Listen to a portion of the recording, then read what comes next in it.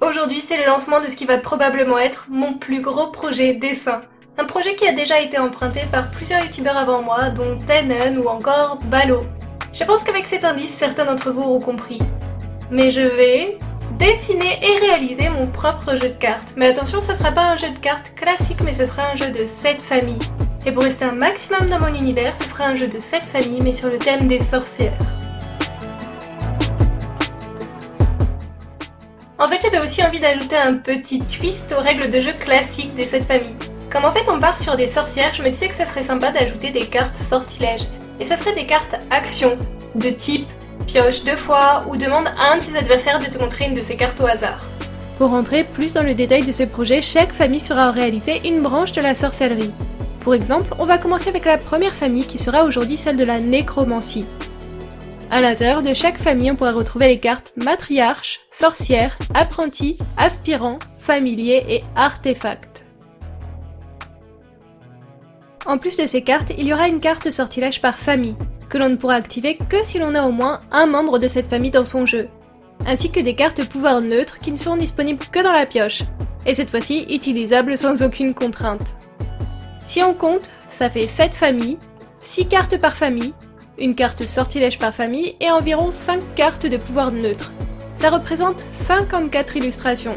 Et encore, je ne compte pas le design du dos des cartes, de la boîte et des cartes d'instruction. À titre de comparaison, mon dernier projet Ulule, le livre de coloriage sur les sorcières, était composé de 35 illustrations. Et en plus, c'était des illustrations sans couleur. Autant vous dire qu'avec ce jeu de cartes, je m'ajoute beaucoup de travail.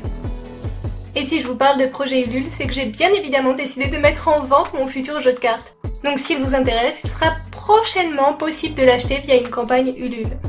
J'ai prévu de vous faire quelques clins d'œil dans ce jeu, comme reprendre certains de mes ossets ou certaines sorcières de mon livre de coloriage. Dans la famille Nécromancie, il y a 2 personnages que vous pouvez normalement reconnaître. La sorcière, incarnée par ma Lady Frankenstein, et l'apprenti qui sera Kali, une des élèves de ma Dark Academy. J'espère que ça vous plaira de retrouver certaines têtes connues au milieu de toutes ces nouvelles sorcières.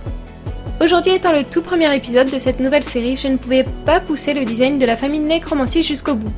Parce que j'aimerais que ce projet soit un peu interactif et que vous ayez une certaine influence sur mes décisions, histoire qu'on puisse construire ensemble le meilleur jeu possible. Déjà, pour vous expliquer un peu comment sera travaillée la composition de chaque famille, dans les coins à droite et à gauche, chaque famille aura son propre design, vous permettant de les repérer facilement lorsque vous avez votre jeu en éventail dans les mains, et ce que vous soyez droitier ou gaucher. Ensuite, le petit encadré sera très similaire pour chaque famille, sauf qu'il sera d'une couleur différente pour chacune d'entre elles. Bien sûr, je ne m'empêche pas de créer des petites altérations. Si pour la nécromancie j'ai dessiné des ronces, peut-être que pour certaines autres familles ces ronces auront du feuillage ou des fleurs. Mais en gros, le design restera à peu près le même. En haut et en bas, il y aura un petit parchemin sur lequel sera inscrit le titre du personnage et sa famille.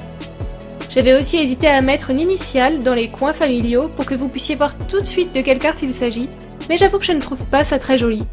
À voir si vous avez une meilleure idée, mais personnellement ça ne me gêne pas que l'on doive fouiller pour trouver la bonne carte dans son jeu. Après tout, ça a toujours été comme ça dans les jeux de cette famille que j'ai eu entre les mains.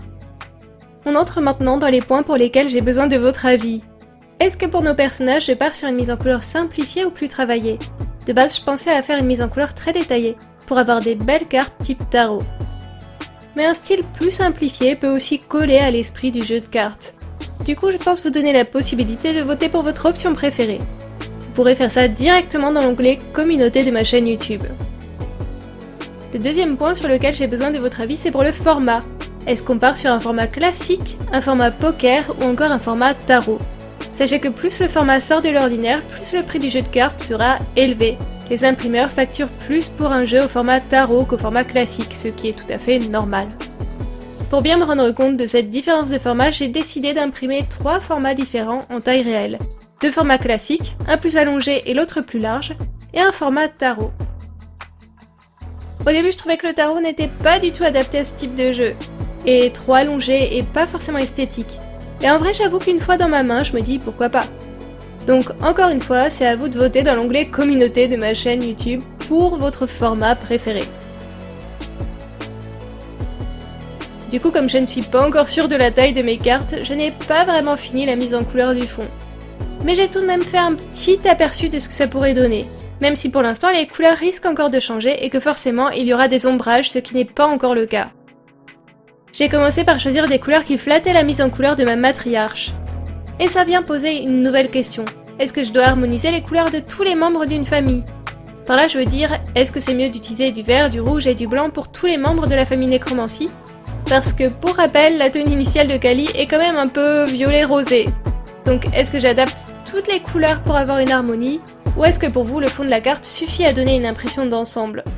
Vous l'aurez compris, vous pouvez une nouvelle fois voter pour votre solution préférée dans l'onglet Communauté. Bon, du coup je pense que je vais m'arrêter là pour cette première vidéo, parce que sans vos premiers avis je vais avoir un petit peu de mal à continuer. Alors si vous voulez m'aider, n'hésitez pas à aller voter au sondage dans l'onglet Communauté de ma chaîne YouTube. Mais si vous avez d'autres idées ou suggestions, n'hésitez pas aussi à les écrire en commentaire. J'ai vraiment hâte de vous lire, et j'espère que ce format un peu plus facecam vous convient aussi. Mais comme pour l'instant j'avais plus de choses à vous expliquer que de choses à dessiner, je me disais que c'était plus pertinent de faire comme ça. J'ai vraiment hâte de vous lire parce que c'est un projet que je réfléchis depuis des mois. Et si vous avez envie d'en voir plus, je vais dessiner les cartes familiers et artefacts de la famille Nécromancie sur Twitch. Donc rejoignez-moi dans la foulée, j'y suis jusqu'à 20 h. A tout de suite!